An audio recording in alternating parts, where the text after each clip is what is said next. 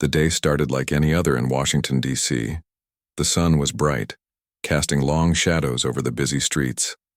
Laura Bennett sat at her desk in a small office within the United Nations building. Her workspace was cluttered with papers, folders, and a half-empty coffee mug. She had been working for hours, reviewing documents about global trade agreements and environmental policies. It was tedious work, but Laura took pride in doing her part to keep things running smoothly. Just as she reached for her coffee, her phone buzzed.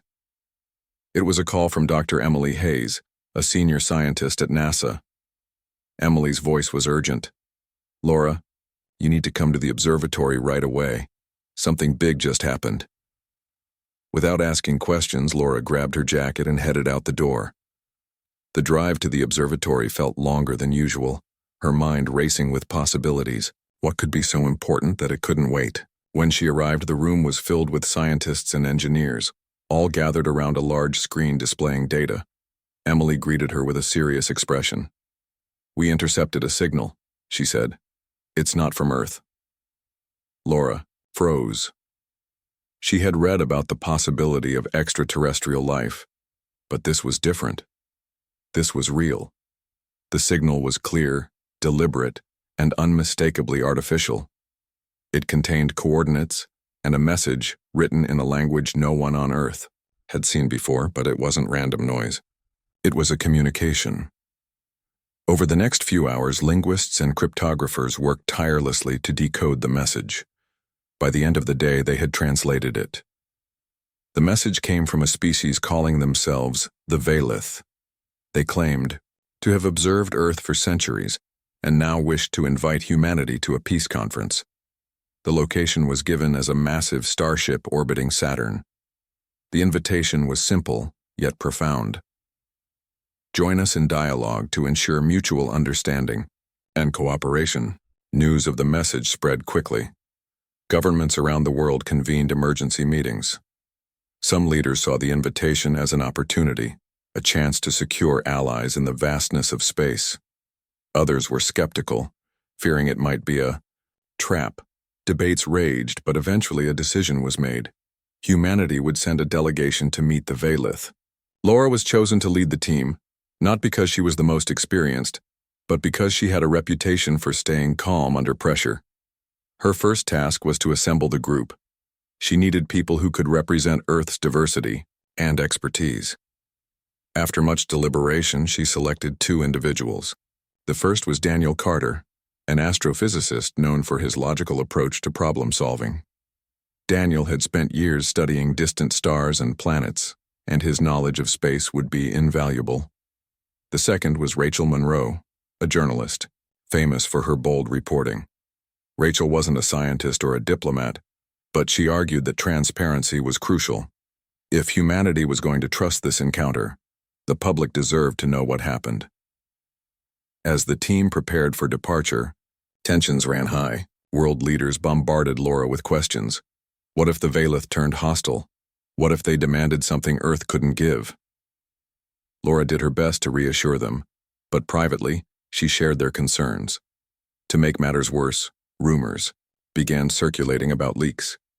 Someone had hacked into secure communications and sent information about Earth's political instability to the Veilith. Laura didn't know how true the rumors were, but they added to the weight on her shoulders.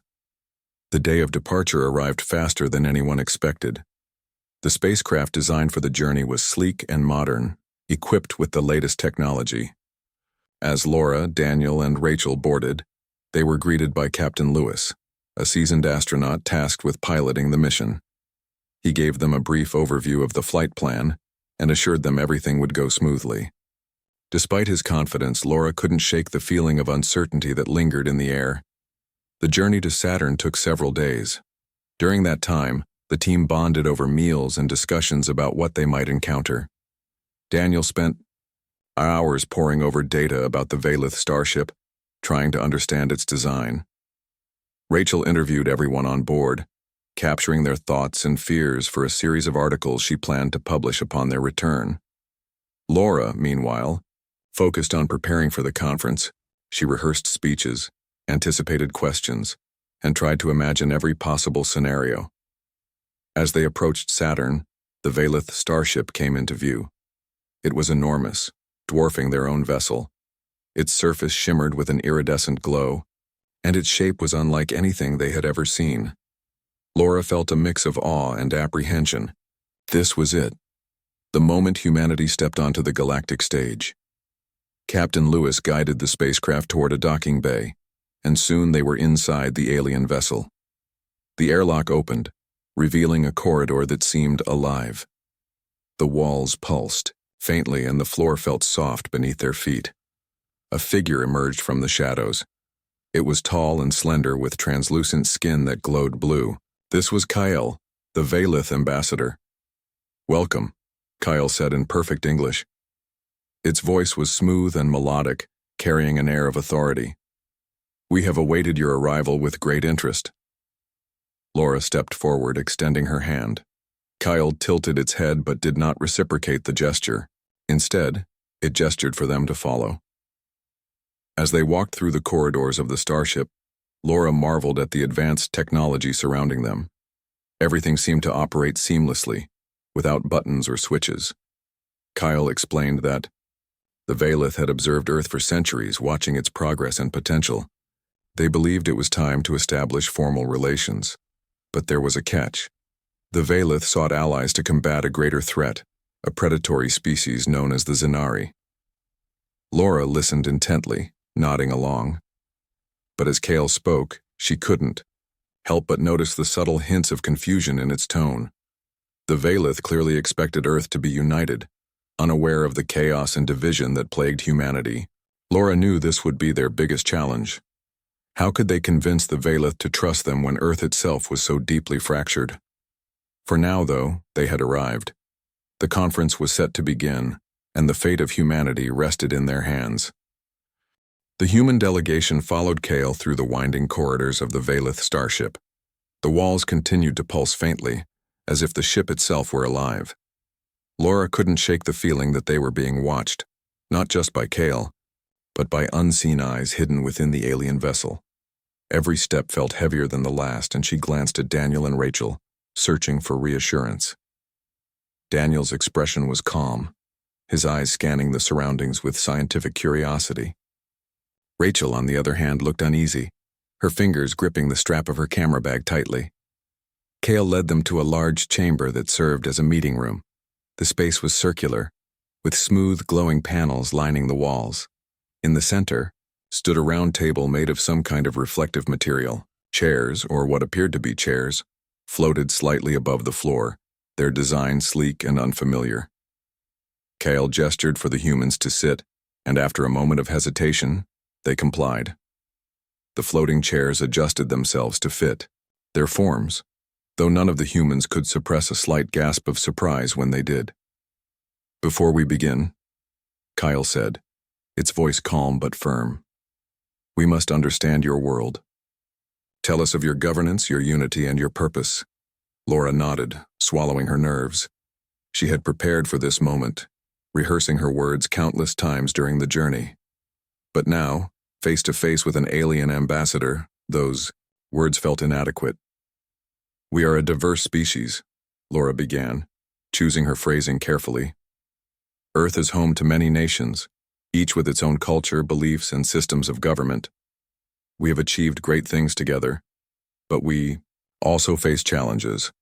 There are divisions among us, conflicts over resources, ideologies, and histories." Kale tilted its head, its glowing skin flickering slightly. "Divisions?"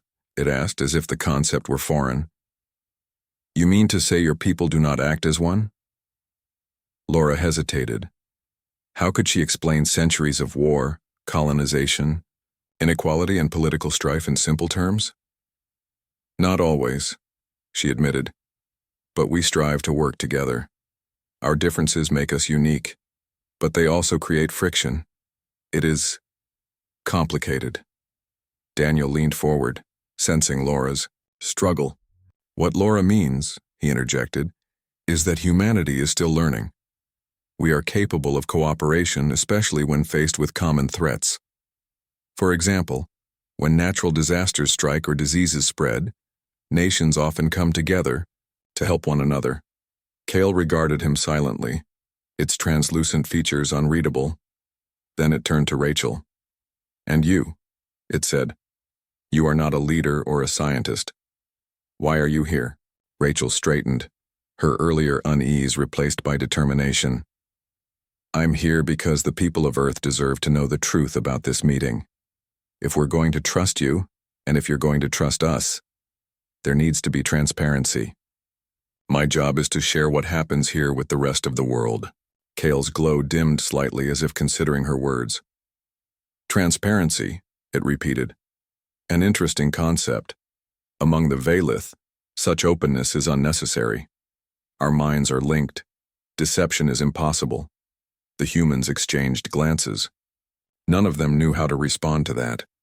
The idea of a species without secrets was almost incomprehensible. Laura cleared her throat, steering the conversation back to safer ground. "We may not be perfect, but we have potential. That's why we're here. To learn from you and show you that we can be worthy allies." Kyle nodded slowly.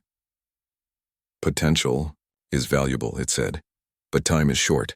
The Zainari grow stronger and we cannot afford uncertainty. Tell me, how would your leaders respond if we offered aid in exchange for your cooperation?" Laura frowned. This was the question she had dreaded. Earth's governments were fractured, each with its own agenda. Some might welcome the Valith's help, while others would see it as interference or worse, domination. "It depends," she said carefully. "Some nations would embrace your assistance, while others might resist. Convincing everyone to agree will take time." Kyle's glow brightened briefly, then dimmed again. "Time is a luxury we do not possess. The Zainari are relentless. They consume planets, leaving nothing behind. If Earth wishes to survive, it must decide quickly." The weight of Cale's words hung heavily in the air. Laura felt the pressure building inside her chest. How could she promise something she wasn't sure humanity could deliver? Before she could respond, Rachel spoke up. "What makes you think we can even trust you?" she asked bluntly. "You say you want peace, but how do we know this isn't just another way to control us?" Cale didn't react with anger or offense. Instead, it seemed almost amused. "You doubt us because you fear what you do not understand. That is understandable. But consider this. If we wished to harm you, we could have done so long ago. Your weapons are primitive compared to ours. Your defenses, insignificant." Rachel opened her mouth to argue, but Daniel placed a hand on her arm, silencing her. "She has a point," he said quietly. "But so do you. Humanity doesn't trust easily, especially when it comes to outsiders. Proving your intentions will take more than words." Cale studied them for a long moment before speaking again. "Very well. We shall proceed cautiously. But know this. If Earth proves unworthy of our alliance, we will withdraw our offer. The choice is yours." With that, Cale rose and left the chamber, leaving the humans alone. The three of them sat in silence, the enormity of the situation sinking in. Laura rubbed her temples, feeling the beginnings of a headache. "This is going to be harder than I thought," she muttered. Daniel nodded. "They don't understand us, not really. To them, unity seems like a given. They don't grasp how divided we are." "And they won't wait forever," Rachel added. "If we don't figure out a way to present ourselves as united, they'll walk away, or worse, write us off entirely." Laura sighed. "We need to focus on what matters most. Survival. If we can convince them that we're worth saving, maybe they'll overlook our flaws. For now." As they discussed their strategy, strange occurrences began happening aboard the starship. Equipment malfunctions plagued the human delegation. At first it was minor, a light flickering here, a communication device failing there. But soon more serious issues arose. Their translator devices glitched, cutting off mid-sentence. The temperature in their quarters fluctuated wildly, making sleep nearly impossible. Daniel noticed patterns in the malfunctions. "Something's not right," he said one evening as they gathered in Laura's room. "These aren't random failures. Someone or something is tampering with our gear." Rachel's eyes narrowed. You think the Veilith are doing this? Testing us? It's possible, Daniel admitted. But it could also be someone closer to home. Laura frowned. What do you mean? Daniel hesitated before answering. There's a chance one of us isn't who they claim to be. Or maybe someone brought this on intentionally. Think about it. Someone leaked information about Earth's instability to the Veilith before we even arrived. What if they're still working against us? The room fell silent as the implications sank in. Trust, already fragile, began to crumble further. Each of them wondered who might be responsible and whether they could truly rely on one another. The malfunctions aboard the Veilith starship continued to escalate, casting a shadow of unease over the human delegation. Laura woke up one morning to find her tablet completely dead, its screen cracked as if it had been dropped from a great height, though she knew it hadn't been touched since the night before. Rachel discovered that her camera, which she relied on to document everything, was missing key recordings from the previous day's meetings. Even Daniel's scientific instruments were behaving erratically, giving him inconsistent readings when he tried to analyze the ship's technology. Tensions within the group grew as suspicion took root. Each of them began to question the other's motives. Laura found herself watching Daniel closely, wondering if his calm demeanor masked something darker. Was he too eager to study the Veilith? Could he have sabotaged their equipment to create opportunities for his own research? Rachel, meanwhile, started doubting Laura. The diplomat had been secretive at times, withholding information about Earth's political situation. Was she hiding more than just details? And then there was Rachel, herself. Her boldness and determination made her an easy target for suspicion. Had she gone too far in broadcasting unfiltered footage of Earth's conflicts to the Veilith? One evening, after another round of frustrating glitches, Daniel decided to take matters into his own hands. He gathered the group in the common area, where they had set up a makeshift workspace. We can't keep ignoring this, he said firmly. Something or someone is deliberately messing with us. We need to figure out who's behind it. Rachel crossed her arms. You think it's one of us? She asked, her tone sharp. I'm not accusing anyone, Daniel replied. But we can't rule it out. Think about it. Whoever leaked information about Earth's instability to the Veilith might still be trying to sabotage this mission. Laura frowned. If it is one of us, why would they do it? What's the point? Maybe they don't trust the Veilith, Rachel suggested.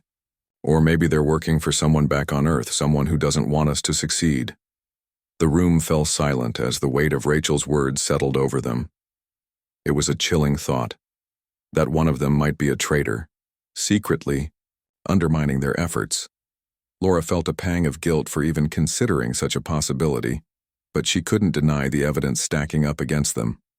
Someone was responsible for the chaos unfolding around them. Daniel broke the silence. We need to narrow down the suspects. Start by looking at who has access to our equipment and the technical know-how to tamper with it. That night, Laura lay awake in her quarters, replaying the events of the past few days in her mind. She tried to recall any unusual behavior from her teammates, anything that might hint at betrayal. Her thoughts kept returning to Stephen Gray, a junior diplomat who had accompanied them on the mission. Stephen had been quiet throughout most of the journey, often disappearing for long stretches of time. At first, Laura had assumed he was simply shy or overwhelmed by the situation.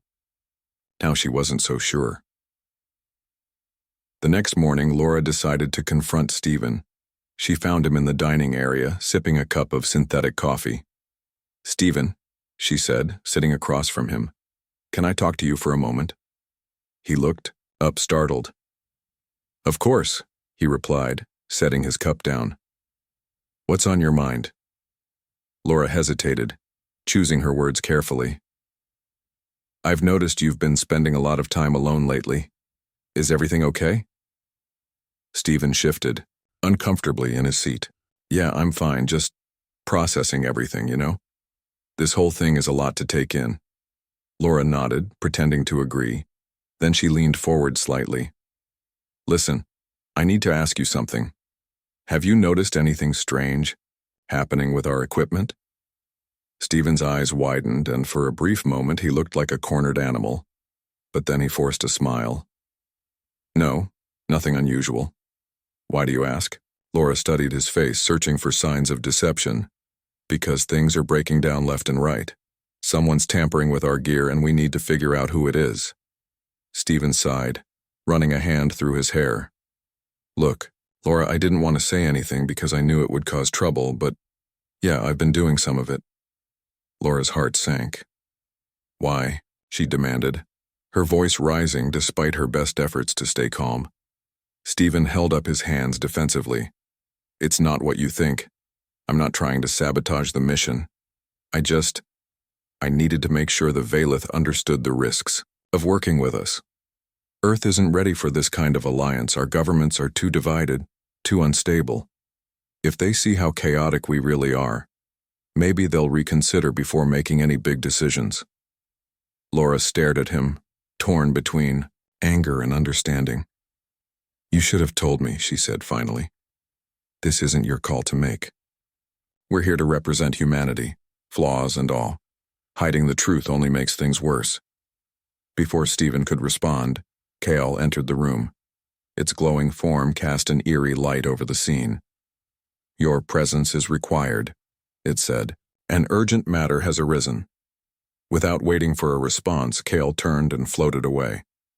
Laura exchanged a glance with Stephen, then stood and followed the ambassador, motioning for the others to join her. As they walked, she whispered, to Daniel and Rachel, we'll deal with this later. For now, focus on the task at hand. When they reached the meeting chamber, Kale was already waiting. Its expression, or what passed for an expression, was grim. The Zainari have detected your presence near Saturn, it announced. They are approaching aggressively. You must decide now. Will you pledge full cooperation in the fight against them, or will you leave this vessel immediately? The humans exchanged shocked looks. This was it, the moment of truth. Laura stepped forward, her voice steady despite the turmoil inside her. We need time to discuss this, she said. It's not a decision we can make lightly. Kale's glow dimmed slightly. Time is a luxury we cannot afford. Choose wisely. As the humans retreated to a private corner of the chamber, arguments erupted. Rachel insisted they accept the Valeth's offer, believing humanity's survival depended on it. Daniel urged caution, warning that agreeing to terms they didn't fully understand could lead to disaster. Laura listened to both sides, weighing the pros and cons. Finally, she spoke. We don't have a choice, she said. If we refuse, the Valeth may abandon us and we can't fight the Zenari alone. But we also can't promise something we might not be able to deliver. We'll agree to cooperate, but only under conditions that allow us to grow into this role gradually. Rachel nodded reluctantly. It's risky, but it's better than nothing. Daniel sighed. Let's hope the Valeth see it that way. When they returned to Kale, Laura delivered their decision. To their relief, the ambassador accepted their terms, but not without a warning. Failure to uphold your promises will result in severe consequences, it said. Do not mistake our patience for weakness. With the agreement in place, the humans prepared to return to Earth. Their mission was far from over, but for now, they had secured a fragile alliance. As they boarded their spacecraft, Laura glanced back at the Valeth starship, its iridescent surface shimmering in the light of Saturn's rings. She felt a mix of hope and dread. Humanity had been given a chance, a rare opportunity to prove itself worthy of standing among the stars. Whether they would rise to the challenge remained to be seen. The journey back to Earth felt longer than the trip to Saturn. The humans sat in silence for most of the flight, each lost in their own thoughts. Laura stared out the window at the endless expanse of space, her mind racing with possibilities. They had secured an alliance with the Valeth, but it was a fragile one. The terms they agreed upon were vague, and she knew that delivering on their promises would be far more difficult than making them. Stephen Gray avoided eye contact with the others, his guilt weighing heavily on him. He hadn't intended to cause trouble, but his actions had nearly derailed the mission. Now he wondered if anyone back on Earth would even understand why he did what he did. Daniel pored over notes from their meetings with the Valith, trying to piece together how humanity could possibly prepare for a war against the Zenari, a species they knew almost nothing about. Rachel, meanwhile, typed furiously on her laptop, drafting articles she hoped would rally public support once they returned. As they approached Earth's atmosphere, Captain Lewis broke the silence. "We'll land in New York," he announced. "UN headquarters is expecting us." Laura nodded absent-mindedly. She wasn't looking forward to the barrage of questions and demands that awaited them. World leaders would want answers, and fast. But how could she explain the gravity of the situation without causing panic? When they touched down, reporters swarmed the landing site, cameras flashing and microphones thrust forward. Security personnel held them back as Laura, Daniel, Rachel, and Stephen stepped off the spacecraft. Laura raised a hand to quiet the crowd. "I'll address your questions at UN headquarters," she said firmly. "For now, please give us time to debrief."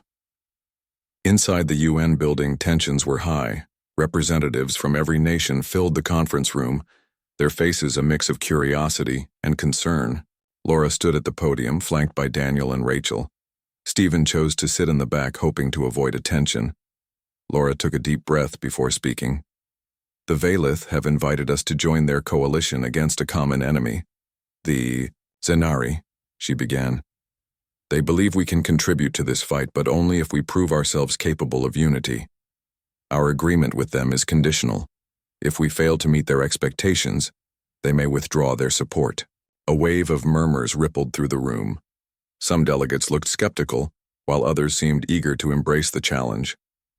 One representative from Russia stood up. "How do you expect us to unite when our nations are divided? We can barely agree on trade policies, let alone something as monumental as this." Laura nodded, acknowledging the difficulty. "It won't be easy," she admitted. "But we don't have a choice. The Zenari are coming, and they won't care about our borders or ideologies. If we don't work together, we risk losing everything." Rachel stepped forward, holding up her laptop. "I've been documenting everything since we left Earth," she said. "These recordings show both the beauty and the flaws of humanity. The Valith know we're not perfect, but they also see potential in us. It's up to us to live up to that potential." Daniel added his perspective. "From a scientific standpoint, the Valith's technology is far beyond ours, but they've expressed interest in sharing knowledge if we earn their trust. This could be an opportunity to advance humanity in ways we never imagined." Despite their efforts, skepticism lingered in the room. A delegate from China spoke. Next. "What guarantees do we have that the Valith won't turn on us once we commit? How do we know this isn't just another form of control?" Laura hesitated before responding. "We don't have guarantees," she said honestly. "But consider this. If the Valith wanted to dominate us, they could have done so already. Instead, they've chosen to offer us a chance to stand alongside them. That says something about their intentions." The debate continued for hours, with opinions clashing and tempers flaring. By the end of the session, no clear consensus had emerged. Some nations pledged their full cooperation, while others remained reluctant. Laura left the room feeling drained but determined. She knew the road ahead would be long and fraught with challenges, but she also believed that humanity had the capacity to rise to the occasion. Over the following days, news of the Valith alliance spread across the globe. Rachel's articles sparked widespread discussion, with people debating whether Earth should accept the invitation. Protests erupted in major cities, some demanding immediate action, others calling for caution. Governments scrambled to coordinate responses, but progress was slow. Old rivalries and mistrust threatened to undermine the fragile unity Laura and her team had worked so hard to establish. Meanwhile, strange incidents began occurring on Earth. Satellites malfunctioned, power grids failed intermittently, and reports surfaced of unidentified objects hovering near military bases. Conspiracy theories flourished, with some claiming the Valith were secretly preparing to invade. Others accused rogue nations of attempting to sabotage the alliance. Amid the chaos, Laura received a call from Emily Hayes, the NASA scientist. who had first alerted her to the Valith signal. "We've detected unusual activity near Saturn," Emily said urgently. "It's not the Valith, it's something else, something big." Laura's stomach tightened. "The Zinari?" she asked. "It's possible," Emily replied. "Whatever it is, it's moving fast." Laura hung up and immediately contacted Daniel. Together they reviewed the data, their worst fears confirmed. The Zinari were coming, and they were closer than expected. Time was running out. As the threat loomed larger, cracks within the human delegation began to widen. Stephen Gray, still haunted by guilt, confided in Laura. "I thought I was doing the right thing," he said quietly. "But now I'm not so. Sure, maybe I made things worse." Laura placed a hand on his shoulder. "You acted out of fear, Stephen. That doesn't make you a bad person. What matters now is how we move forward. We need everyone working together, not tearing each other apart." Stephen nodded, though doubt lingered in his eyes. He wasn't the only one struggling. Daniel grew, increasingly frustrated as governments dragged their feet, unwilling to share resources or intelligence. Rachel, too, faced backlash from those who accused her of exaggerating the danger. Yet despite the obstacles, a glimmer of hope remained.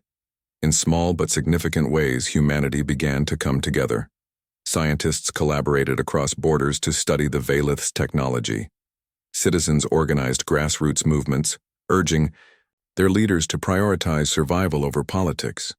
Even the skeptics started to soften their stances, realizing that the stakes were too high to ignore. Kyle, watching from the Valith starship, observed these developments with cautious optimism.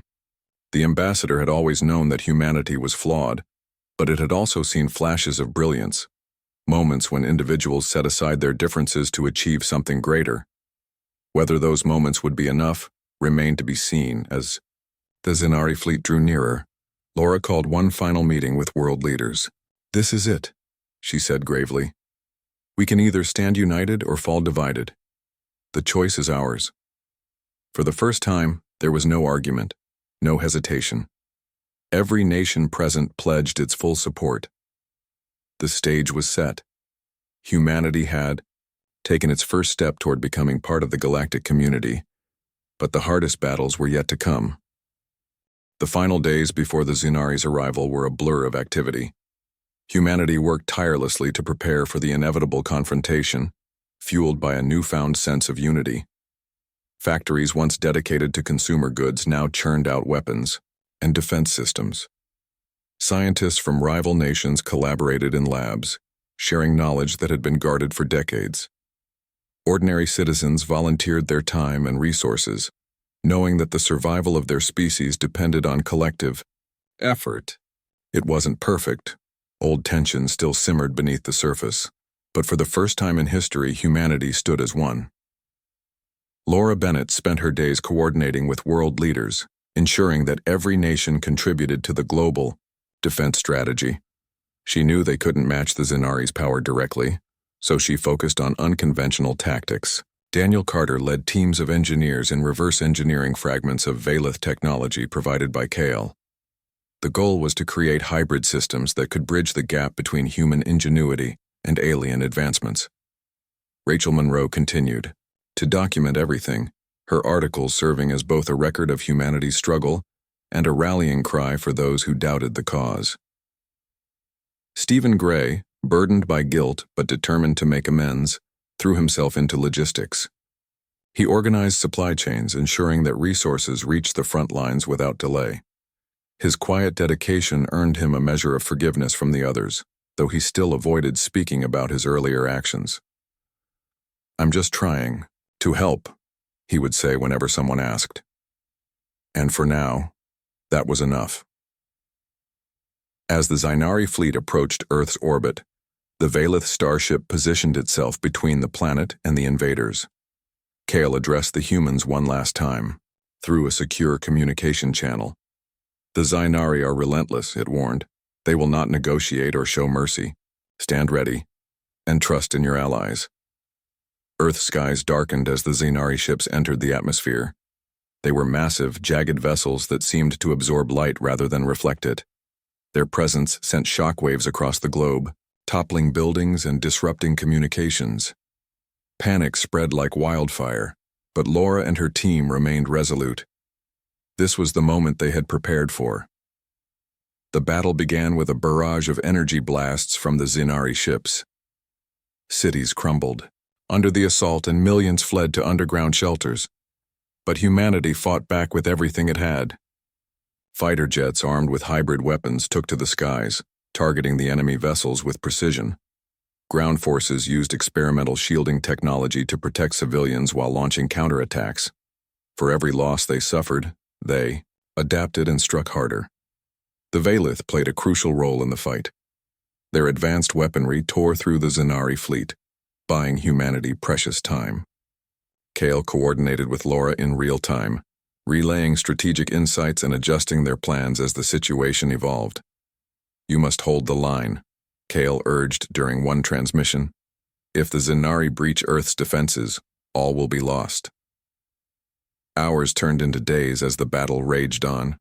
The humans grew weary, their supplies dwindling and their resolve tested. But even in the face of overwhelming odds, they refused to give up. Soldiers fought side by side, regardless of nationality or creed. Civilians risked their lives to aid the wounded and repair damaged equipment. Every act of bravery, no matter how small, added to the collective strength of humanity. Daniel made a breakthrough in the heat of the conflict. By combining Valith energy cores with human engineering, he developed a device capable of disrupting the Zinari's propulsion systems. The prototype was rushed to the front lines, where Rachel accompanied a team tasked with deploying it. Despite her fear, she filmed the entire operation, capturing the determination etched on every soldier's face. The mission was perilous. The team had to infiltrate a heavily guarded Zinari mothership, navigating corridors filled with hostile creatures. Several members were lost along the way, but the survivors pressed on. When they finally reached the ship's core, they activated the device. A blinding pulse of energy surged outward, disabling the Zinari fleet's ability to maneuver. With their advantage gone, the Zinari retreated, leaving Earth battered but intact. Cheers erupted across the planet as news of the victory spread. Survivors emerged from shelters, embracing one another amidst the ruins of their cities. Though the cost had been high, humanity had proven itself capable of standing against an existential threat. In the aftermath, Kale addressed the humans once more. "You have shown courage and resilience," it said. "Though your flaws remain, you have taken the first step toward becoming part of the galactic community. We will continue to support you, but the future is yours to shape." Laura watched as the Valith starship departed, its glow fading into the distance. She felt a mix of relief and uncertainty. The immediate danger had passed, but the road ahead would be long and difficult. Rebuilding Earth would require sacrifices, compromises, and unwavering cooperation. Yet she believed in humanity's potential, not because it was perfect, but because it was willing to try. Daniel returned to his lab, eager to study the lessons learned from the battle. He hoped to use the knowledge gained to prevent future conflicts. Rachel published her final article, a tribute to those who had fought and died for the sake of unity. Her words inspired countless others to keep moving forward, no matter how daunting the challenges. Stephen found solace in helping rebuild what had been lost. He worked alongside strangers, forming bonds that transcended borders and backgrounds. Though he still carried the weight of his past mistakes, he knew he had earned a second chance. As the sun rose over a scarred but hopeful world, Laura stood atop a hill overlooking the wreckage of a city. The air smelled of ash and smoke, but also of new beginnings. Humanity had faced its darkest hour and emerged stronger, not because it was flawless, but because it had chosen to stand together. For the first time in her life, Laura allowed herself to believe in a brighter future. The stars above seemed closer than ever, beckoning humanity to take its place among them.